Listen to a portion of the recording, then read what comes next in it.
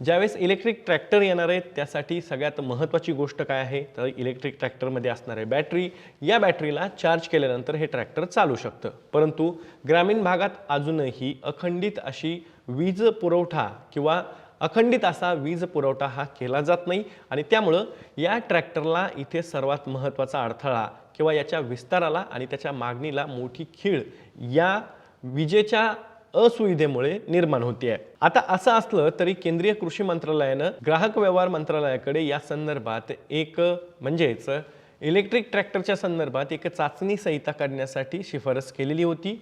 ती शिफारस या मंत्रालयानं स्वीकारली आणि त्यानुसार एक चाचणी संहिता या शेती कामासाठी वापरल्या जाणाऱ्या इलेक्ट्रिक ट्रॅक्टरसाठी करण्यात आलेली आहे। अर्थात ही चाचणी संहिता कशासाठी करण्यात आलेली आहे तर यामध्ये सामान्य शब्दावली, सामान्य मार्गदर्शक तत्व आणि परिभाषित चाचण्या प्रदान करण्यात येणार आहेत। त्यासोबतच पीटीओ पॉवर, ड्रोबार पॉवर आणि बेल चाचणीचा सुद्धा यामध्ये समावेश आहे।